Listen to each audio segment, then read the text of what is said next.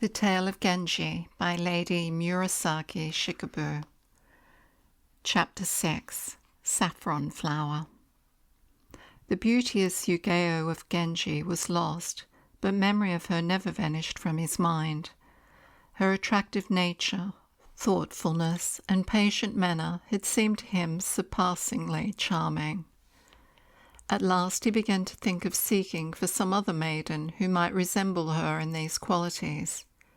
True, his thoughts had often reverted to Cicada and to her young friend, but it was now of little use thinking of them, for one had gone to the country and the other was married. Now Genji had another nurse, next in degree to Daini. The daughter of his nurse, Teo no Mayubu, was in court service. She was still young and full of mirth and life. Genji was wont to make her useful when in the palace. Her father, who had been remotely connected with the royal blood, was an official in the War Department. Her mother, however, had been married again to the governor of the province of Chikuzen, and had gone there with her husband. So Teiyu made her father's house her home, and went from there backwards and forwards to the palace. She was an intimate acquaintance of a young princess, the daughter of the late Lord Lieutenant of Hitachi, and she had been the child of his old age, and was at this time his survivor. The life that she passed was somewhat lonely, and her circumstances miserable. Teiyu mentioned this young lady to Genji, who exclaimed, "How sad! Tell me all about her." "I cannot say that I know so much about her," replied Teiyu. "She leads a very retired life, and is seldom seen in society. Perhaps some favourable evening you might see her from a hiding place. The koto is her favourite instrument, and the favourite amusement of her solitude." "Ah," said Genji, "I see one of the three friends, as the Chinese poets call them, music, poetry, and wine. But of the other two, one is not always a good friend." And he added, "Well, you may manage some time to let me hear her koto. The prince, her father, had great taste and reputation in such arts, so I believe she is no ordinary performer." "But perhaps, after all, not so good as you imagine," replied Teiyu disingenuously. "Oh, that remains to be discovered," cried Genji, nibbling at the bait. "One of these evenings I will come, and you had better be there also." Now the home of Teiyu's father was at some distance from the princess's mansion, but Teiyu used to spend her time very often with the princess when she had leave of absence from the court, chiefly because she did not like being at home with her stepmother. For this reason Teiyu had plenty of chances for gratifying the wish of Genji to see the princess. So a certain evening was appointed. It was a sweet balmy day in spring, and the grounds of the palace were full of silence and repose. Teiyu left the palace and proceeded to the mansion of the princess, attracted more by the beauty of the evening than by the appointment made. Genji also appeared on the scene, with the newly risen moon, and was soon prattling with Teiyu. "You have not come at a very favourable time," said she. "This is not the sort of evening when the koto sounds sweetest." "But take me somewhere so that I may hear her voice. I cannot go away without hearing that." Teiyu then led him into a private room, where she made him sit down and left him, saying as she went away, "I am sorry to make you wait, but you must have a little patience." She proceeded to another part of the palace occupied by the princess, whom she found sitting pensively near an open casement, inhaling the rich perfume of the plum blossoms. A good opportunity, thought Teiyu, and advancing to the princess said, "What a lovely evening! How sweet at such an hour is the music of the koto! My official going to and fro to the palace prevents me from having the pleasure of hearing it often.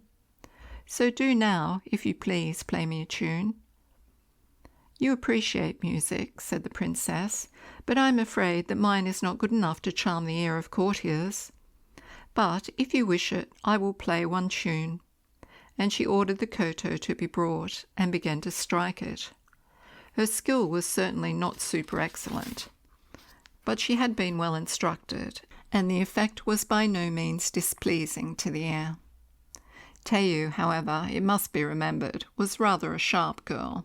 She did not like Genji to hear too much, so as to criticize, and therefore said to the princess, casting a glance upwards, "How changed and dull the sky has become. A friend of mine is waiting, and is perhaps impatient. I must have more of this pleasure some other time. At present I must go and see him."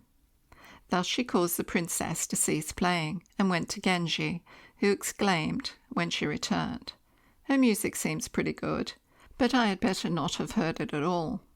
How can we judge by so little? If you are willing to oblige me at all, let me hear and see more closely than this." Teiyu made a difficulty. "She is so retiring," she said, "and always keeps herself in the strictest privacy. Were you to intrude upon her, it would not be acting rightly." "Truly so," replied Genji. "Her position ensures her from intrusion. Let us then seek some better opportunity." And then he prepared to take leave, as if he had some other affairs on his hands. Teiyu observed with a knowing smile, "The Emperor, your father, always thinks of you as quite guileless, and actually says so. When I hear these remarks, I often laugh in my sleeve. Were His Majesty to see you in these disguises, what would he then think?" Genji answered with a slight laugh, "Nonsense. If these trifling amusements were thought so improper, how cheerless the life of a woman would be." Teiyu made no remark in reply, so Genji left the house and took a stroll around the garden, intending to reach that part of the mansion where the princess had her apartments. As he sauntered along, he came to a thick hedge, in which there was a dark bower, and here wished to stop a while. He stepped cautiously into it, when he suddenly perceived a tall man concealed there. "Who can this be?" thought Genji, as he withdrew to a corner where the moonlight did not reach. This was Tono Chujo, and the reason of his being there was this. He had left the palace that evening in company with Genji, who did not go to his house in Nijo nor to his bride, but separated from him on the road. Tono Chujo was very anxious to find out where Genji was going. He therefore followed him unperceived. When he saw Genji enter the mansion of the princess, he wished to see how the business would end, so he waited in the garden in order that he might witness Genji's departure, listening at the same time to the koto of the princess. Genji did not know who the man was, nor did he wish to be recognized. He therefore began to retreat slowly on tiptoe, when Tono Chujo came up to him from behind and addressed him. "You slighted me, but I have come to watch over you. Though like two wandering moons on high, we left our vast imperial home. We parted on our road, and I knew not where you were bent to roam." Genji at once recognized his companion, and being somewhat amused at his pertinacity, exclaimed, "What an unexpected surprise! We all admire the moon, 'tis true, whose home unknown to mortal eye is in the mountains hid, but who to find that far-off home would try." Hereupon Tono Chujo gave him a taunt. "What would you do," said he, "if I were to follow you very often? Were you to maintain true propriety in your position, you ought always to have trustworthy attendants, and I am sure by doing so you will meet with better fortune. I cannot say that it is very decorous of you to go wandering about in such a fashion. It is too frivolous." "How very tiresome," mentally exclaimed Genji. "But he little knows about his Nadeshiku, little darling. I have him there." Neither of them ventured to go to any other rendezvous that night, but with many mutual home thrusts they got into a carriage together and proceeded home, amusing themselves all the way with a duet of their flutes. Entering the mansion, they went to a small apartment, where they changed their dresses and commenced playing the flutes in such a manner as if they had come from the palace. The Sardaisian, hearing the music, could not forbear joining them, and blew skilfully a Korean flute in concert with theirs. Lady Aoi, also in her room, catching the impulse, ordered some practice players on the koto to perform. Meantime, both Genji and Tono Chujo, in their secret minds, were thinking of the notes of the koto heard before on that evening, and of the bare and pitiable condition of the residence of the princess whom they had left, a great contrast to the luxury of their present quarters. Tono Chujo's idea about her took something of this shape. If girls who, from a modest propriety, keep themselves aloof for years from our society, were at last to be subdued by our attentions, our affection for them would become irresistible, even braving whatever remarks proper scandal might pass upon us. She may be like one of these. The Prince Genji seems to have made her the object of some attentions. He is not one to waste his time without reason. He knows what he is doing. As these thoughts arose in his mind, a slight feeling of jealousy disturbed him, and made him ready to dare a little rivalry in that quarter. For it would appear that after this day amatory letters were often sent both by him and Genji to the princess, who, however, returned no answer to either. This silence on her part made Tono Chujo more especially think thus, a strange rejection, and from one, too, who possesses such a secluded life. True, her birth is high, but that cannot be the only reason which makes her bury herself in retirement. There must be some stronger reason, I presume. As we have before mentioned, Genji and Tono Chujo were so intimate that all ceremony was dispensed with between them, and they could ask each other any question without reserve. From this circumstance, Tono Chujo one day boldly inquired of Genji, "I dare say you have received some replies from the princess, have you not? I, for my part, have thrown out some hints in that quarter, by way of experiment, but I gave up in disappointment." "Ah, then, he too has been trying there," thought Genji, smiling slightly, and replied very vaguely, "I am not particularly concerned whether I get an answer or not. Therefore, I cannot tell you whether I have received any." "I understand that," thought Tono Chujo. "Perhaps he has got one. I suspect so." To state the truth, Genji was not very deeply smitten by the princess, and he was but little concerned at her sending no reply to his letter. But when he heard the confession of his brother-in-law's attempts in the same quarter, the spirit of rivalry stirred him once more. A girl, thought he, will yield to him who pays her the most attentions. I must not allow him to excel in that. And Genji determined to achieve what he intended to do, and with this last object still listed, the aid of Teiyu. He told her that the princess's treating his letter with such indifference was an act of great cruelty. "Perhaps she does this," said he, "because she suspects I am changeable. I am not, however, such a one as that. It is often only the fault of ladies themselves that causes men to appear so. Besides, a lady, like the princess, who has neither parent nor brother to interfere with her, is a most desirable acquaintance, as we can maintain our friendship far better than we could otherwise do." "Yes, what you say is all very well," replied Teiyu, "but the princess is not exactly so placed that anyone can make himself quite at ease with her. As I told you before, she is very bashful and reserved, but yet is perhaps more desirable for this very reason." And she detailed many more particulars about her. This enabled Genji to fully picture the general bearing of the princess's character, and he thought, perhaps her mind is not one of brilliant activity, but she may be modest and of a quiet nature, worthy of attention. And so he kept the recollection of her alive in his mind. Before, however, he met her, many events had taken place. He had been attacked by the ague, which led to his journey to the mountain and the discovery of Violet, and his secret affection for a certain one in the palace. His mind being thus otherwise occupied, the spring and summer passed away without anything further transpiring about the princess. As the autumn advanced, his thoughts recurred to pastimes, and even the sound of the fuller's hammer, which he had listened to in the home of Yugeo, came back to his mental ear, and these reveries again brought him to the recollection of the Princess Hitachi, and now once more he began to urge Teiyu to contrive a meeting.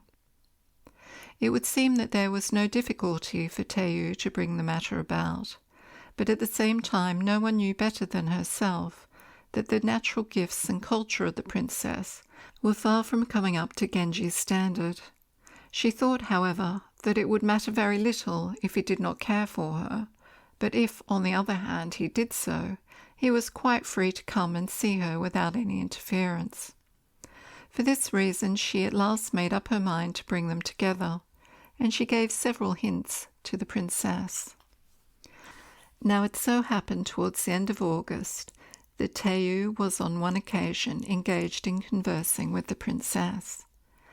The evening was as yet moonless, the stars alone twinkled in the heavens, and the gentle winds blew plaintively over the tall trees around the mansion.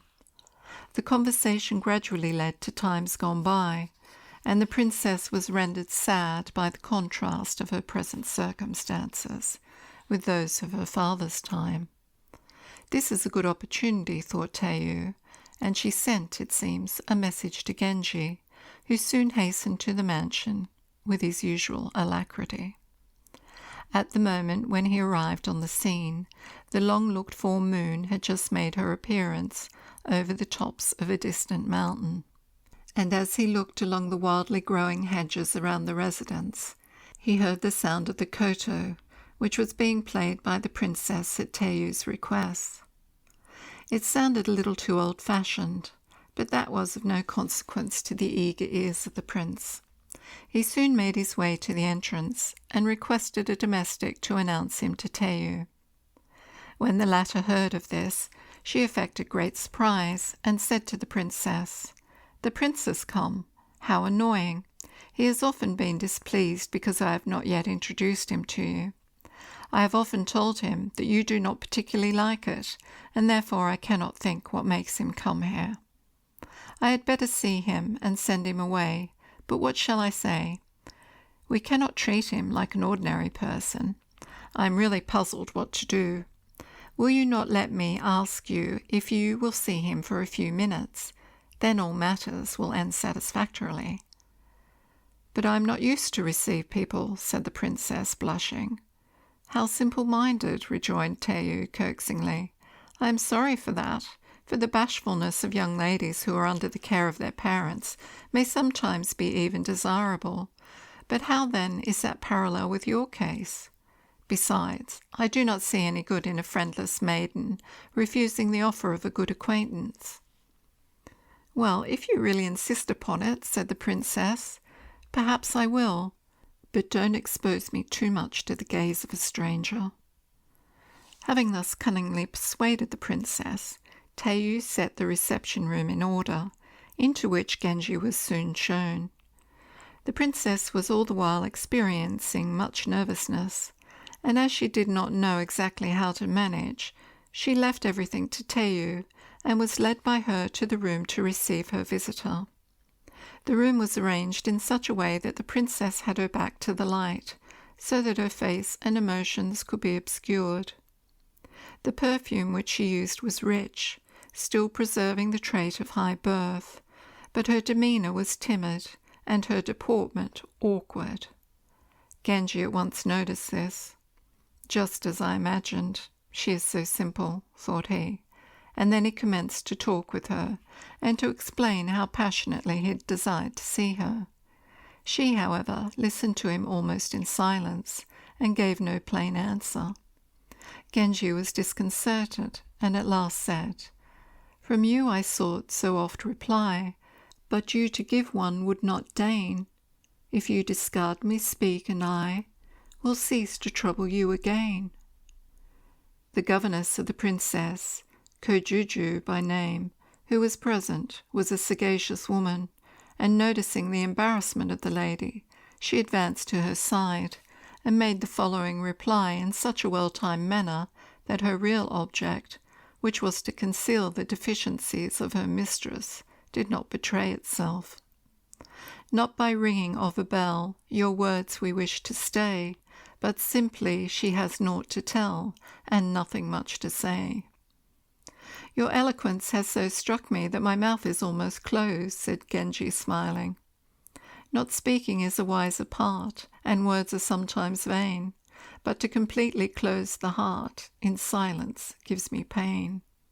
He then tried to speak of this thing and that indifferently, but all hopes of agreeable responsiveness on the lady's part being vain, he coolly took his leave and left the mansion, much disappointed.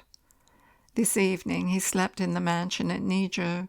The next morning Tono Chujo appeared before he had risen. How late, he cried in a peculiar tone. "Were you fatigued last night, eh?" Genji rose and presently came out, saying, "I have overslept myself, that is all, nothing to disturb me. But have you come from the palace? Was it your official watch night?" "Yes," replied Tono Chujo, "and I must inform you that the dancers and musicians for the fete in Suzaku Inn are to be nominated today. I came from the palace to report this to my father, so I must now go home, but I will soon return to you." "I will go with you," said Genji, "but let us breakfast before we start." Breakfast was accordingly brought, of which they partook. 2 carriages, Genji's and Tono Chujo's, were driven to the door, but Tono Chujo invited the prince to take a seat with him. Genji complied, and they drove off. Going along, Tono Chujo observed with an envious note in his voice, "You look very sleepy," to which Genji returned an indifferent reply. From the house of Sadaijin, they proceeded to the imperial palace to attend the selection of the dancers and musicians. Thence Genji drove with his father-in-law to the mansion of the latter. Here, in the excitement of the coming fete, were assembled several young nobles, in addition to Genji himself. Some practised dancing, others music, the sound of which echoed everywhere around. A large hurkuriki and a sakuhachi, 2 kinds of flute, were blown with the utmost vigour. Even large drums were rolled upon a balcony and beaten with a will. During the following days, therefore, Genji was so busily engaged that no thought came across his mind of revisiting the Princess Hitachi. Teiyu certainly came now and then, and strove to induce him to pay the princess another visit, but he made an excuse on the pretext of being so much occupied. It was not until the fete was over that one evening he resolved to pay a visit there. He did not, however, announce his attention openly, but went there in strict secrecy, making his way to the house unobserved, as there was no one about. On his arrival, he went up to the lattice window and peeped through. The curtains were old and half worn out, yet were still left to hang in the once pretty and decorated chamber. There were a few domestic maidens there partaking of supper. The table and service seemed to be old Chinese, but everything else betrayed a scantiness of furniture. In the further room where the mistress was probably dining, an old waitress was passing in and out, wearing a peculiar white dress rather faded in appearance, and an awkward-looking comb in her hair, after the old-fashioned style of those formerly in the service of the aristocratic class, of whom a few might still be retained in a family. "Ah," thought Genji, smiling, "we might see this kind of thing in the College of Ceremonies." One of the maids happened to say, "This poor cold place, where one's life is too long, such fate comes to us." Another answered her, "How was it we did not like the mansion when the late prince was living?" Thus they talked about one thing or another connected with their mistress's want of means. Genji did not like that they should know that he had seen and heard all this, so he slyly withdrew some distance, and then advancing with a firm step, approached the door and knocked. "Someone is come," cried a servant, who then brought a light, opened the door, and showed him into a room where he was soon joined by the princess, neither Teiyu nor Kojiju being there on this occasion. The latter was acquainted with the Seiin, the sacred virgin of the temple of Kamo, and often spent some time with her. On this occasion she happened to be visiting her, a circumstance which was not very convenient for the princess. The dilapidated state of the mansion was just as novel to Genji as that which he had seen in the lodge of Yugeo, but the great drawback consisted in the princess's want of responsiveness. He spoke much, she but little. Outside, in the meantime, the weather had become boisterous and snow fell thickly, while within, in the room where they sat, the lamp burned dimly, no one waiting there even to trim the light. Some hours were spent between them, and then Genji rose, and throwing up the shutter in the same way as he did in the lodge of Yugeo, looked upon the snow which had fallen in the garden. The ground was covered with a sheet of pure whiteness. No footstep had left its trace, betraying the fact that few persons came to the mansion. He was about to take his departure, but some vague impulse arrested him. Turning to the princess, he asked her to come near him and to look out on the scene, and she somewhat unreadily complied. The evening was far advanced, but the reflection of the snow threw a faint light over all. Now, for the first time, he discovered the imperfections of the personal attractions of the princess. First, her stature was very tall, the upper part of her figure being out of proportion to the lower. Then one thing which startled him most was her nose. It reminded him of the elephant of Fugen. It was high and long, while its peak, a little drooping, was tinged with pink. To the refined eyes of Genji this was a sad defect. Moreover, she was thin, too thin, and her shoulders drooped too much, as if the dress was too heavy for them. "Why am I so anxious to examine and criticize?" thought Genji, but his curiosity impelled him to continue his examination. Her hair and the shape of her head were good, in no way inferior to those of others he liked so well. Her complexion was fair, and her forehead well developed. The train of her dress, which hung down gracefully, seemed about a foot too long. If I described everything which she wore, I should become loquacious, but in old stories the dress of the personages is very often more minutely described than anything else. So I must, I suppose, do the same. Her vest and skirt dress were double, and were of light green silk, a little worn, over which was a robe of dark colour. Over all this she wore a mantle of sable of good quality, only a little too antique in fashion. To all these things, therefore, he felt no strong objection, but the two things he could not pass unnoticed were her nose and her style of movement. She moved in a stiff and constrained manner, like a master of the ceremonies in some court procession, spreading out his arms and looking important. This afforded him amusement, but still he felt for her. "If I say too much, pardon me," said Genji, "but you seem apparently friendless. I should advise you to take interest in one with whom you have made acquaintance. He will sympathize with you. You are much too reserved. Why are you so? The icicle hangs at the gable end, but melts when the sun is high. Why does your heart not to me unbend, and warm to my melting sigh?" A smile passed over the lips of the princess, but they seemed too stiff to reply in a similar strain. She said nothing. The time had now come for Genji to depart.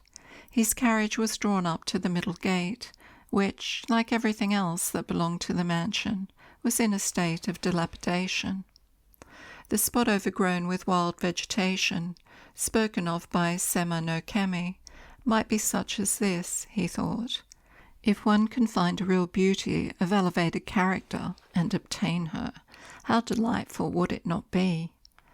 The spot answers the description, but the girl does not quite equal the idea. However, I really pity her, and will look after her. She is a fortunate girl, for if I were not such a one as I am, I should have little sympathy for the unfortunate and unfavoured. But this is not what I shall do. He saw an orange tree in the garden covered with snow. he bade his servant shake it free. A pine tree, which stood close by, suddenly jerked its branches, as if in emulation of its neighbour, and threw off its load of snow like a wave. The gate through which he had to drive out was not yet opened. The gatekeeper was summoned to open it. Thereupon an aged man came forth from his lodge. A miserable-looking girl with a pinched countenance stood by, his daughter or his granddaughter, whose dress looked poorer from the whiteness of the surrounding snow. She had something containing lighted charcoal, which she held to her breast for warmth. When she observed that her aged parent could scarcely push back the gate, she came forward and helped him, and the scene was quite droll. Genji's servant also approached them, and the gates were thrown open. Again Genji hummed, "The one who on the time-bent head of age beholds the gathered snow, nor less his tears of grief may shed, for griefs that youth can only know," and added, "Youth with its body uncovered." Then the pitiable image of one with a tinged flower on her face presented itself once more to his thoughts and made him smile. If Tono Chujo observed this, what would he not have to say, thought he, as he drove back slowly to his mansion. After this time communications were frequently sent from Genji to the princess. This he did because he pitied the helpless condition and circumstances he had witnessed more than for any other reason. He also sent her rolls of silk which might replace the old-fashioned sable skins, some damask, calico, and the like. Indeed, presents were made even to her aged servants and to the gatekeeper. In ordinary circumstances with women, particular attention such as this might make a blush, but the princess did not take it in such a serious light, nor did Genji do this from any other motive than kindness. The year approached its end. He was in his apartment in the imperial palace when one morning Teiyu came in. She was very useful to him in small services, such as hairdressing, as she had easy access to him, and thus she came to him this morning. "I have something strange to tell you, but it is somewhat trying for me to do so," she said, half smiling. "What can it be? There can be nothing to conceal from me." "But I have some reason for my hesitation to reveal it," replied Teiyu. "You make a difficulty, as usual," rejoined Genji. "This is from the princess," she said, taking a letter from her pocket and presenting it. "Is this a thing of all others that you ought to conceal?" cried Genji, taking the letter and opening it. It was written on thick and coarse paper of Michinoku manufacture. The verse it contained ran as follows: "Like this my sleeves are worn away by weeping at your long delay." These words puzzled Genji. Inclining his head in a contemplative way, he glanced from the paper to Teiyu, and from Teiyu to the paper. Then she drew forth a substantial case of antique pattern, saying, "I cannot produce such a thing without shame, but the princess expressly sent this for your New Year. I could not return it to her, nor keep it myself. I hope you will just look at it." "Oh, certainly," replied Genji. "It is very kind of her," at the same time thinking, what a pitiful verse. This may really be her own composition. No doubt Kojujo had been absent. Besides, she seems to have had no master to improve her penmanship. This must have been written with great effort. He ought to be grateful for it, as they say. Here a smile rose on Genji's cheeks, and a blush upon Teiyu's. The case was opened, and a noshi, a kind of gown, of scarlet, shabby and old-fashioned, of the same colour on both sides, was found inside. The sight was almost too much for Genji from its very absurdity. He stretched out the paper on which the verse had been written and began to write on one side, as if he were merely playing with the pen. Teiyu, glancing slyly, found that he had written, "This colour pleases not mine eye, too fiery bright its gaudy hue, and when the saffron flower was nigh, the same pink tinge was plain to view." He then erased what he had written, but Teiyu quickly understood what he really meant by saffron flower, referring to the pinkness of its flower, as she remarked, "Although the dress too bright in hue, and scarlet tints may please you not, at least to her whose sense be true, soon will Noshi be forgot." While they were thus prattling on the matter, people were entering the room to see him, so Genji hastily put the things aside, and Teiyu retired. A few days after, Genji one morning looked into the Daiohan Sho, large parlour, where he found Teiyu, and threw a letter to her, saying, "Teiyu, here is the answer. It has cost me some pains," and then passed through, humming as he went with a peculiar smile, like that scarlet-tinged plum. None but Teiyu understood the real allusion. One of the women observed, "The weather is too frosty. Perhaps he has seen someone reddened by the frost." Another said, "What an absurdity! There is no one among us of that hue, but perhaps Seikon or Yunemi may be like this," and thus they chatted on till the matter dropped. The letter was soon sent by Teiyu to the princess, who assembled all her attendants around her, and they all read it together, when the following was found in it. "Of my rare visits you complain, but can the meaning be, pray come not often nor again, for I am tired of thee." On the last day of the year he made the following presents to the princess, sending them in the same case as the Noshi had been sent to him: stuff for a complete dress, which had originally been presented to himself, also rolls of silk, one of the colour of the purple grape, another of the Ceria japonica colour, and others. All these were handed to the princess by Teiyu. It should be observed that these presents were made by Genji to the princess, chiefly on account of her reduced circumstances. Her attendants, however, who wished to flatter their mistress, exclaimed, "Our scarlet dress was very good too. Scarlet is a colour which never fades. The lines we sent were also excellent. Those of the prince are, no doubt, a little amusing, but nothing more." The princess, flattered by the remarks, wrote down her verse in her album, as if worthy of preservation. The new year began with the morrow, and it was announced that the Otoko Toka, gentlemen's singing dances, would soon take place, in which Genji would take part. Hence he was busy in going backwards and forwards to practice, but the lonely residence of the saffron flower began to draw his thoughts in that direction. So after the ceremony of the state festival, on the 7th day, he betook himself there in the evening, after he had left the emperor's presence, having made a pretence of retiring to his own private apartments. On this occasion, the appearance of the lady happened to be a little more attractive, and Genji was pleased, thinking there might be a time when she would improve still more. When the sun shone forth, he rose to leave. He opened the casement on the western side of the mansion, and, looking at the corridor, perceived that its roof was broken. Through it the sunshine peeped, and shone upon the slight cover of snow scattered in the crevices. The scene, as we have before said, betrayed everywhere dilapidation and decay. The mirror stand, combs, and dressing case were brought in by an attendant. They were all of an extremely antique pattern. He drew an arm stool near him, and resting himself upon it, began combing his hair. He was amused at the sight of these articles, which were doubtless a legacy from her parents. The dress of the princess was in every way nicer. It had been made out of the silk of Genji's present. He recognized it by the tasteful pattern. Turning to her, he said, "This year you might become a little more genial. The only thing I wait for above all is a change in your demeanour." To which she, with some awkwardness, said, "In the spring, when numerous birds sing."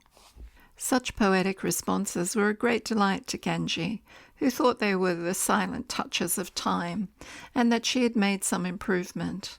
He then left and returned to his mansion in Nijo, where he saw the young Violet innocently amusing herself. She wore with grace a long, close-fitting cherry-coloured dress of plain silk. She had not yet blackened her teeth, but he now made her do so, which gave a pleasant contrast to her eyebrows. He played at their usual games at toys with her. trying in every way to please her. She drew pictures and painted them. So did he also. He drew the likeness of a lady with long hair and painted her nose with pink. Even in caricature it was odd to see. He turned his head to a mirror in which he saw his own image reflected in great serenity.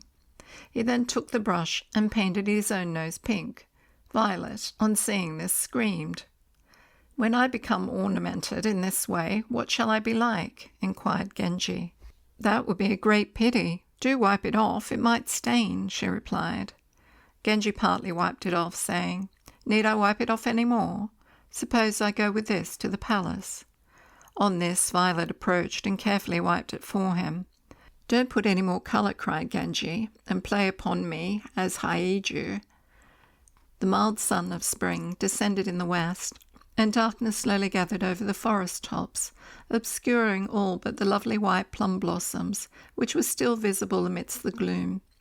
At the front of the porch also, a red plum blossom, which usually opens very early, was deeply tinged with glowing hues. Genji murmured, "The red tinged flower is far from fair, nor do my eyes delight to see, but yon red plum which blossoms there is full of loveliness of me." What will become of all these personages?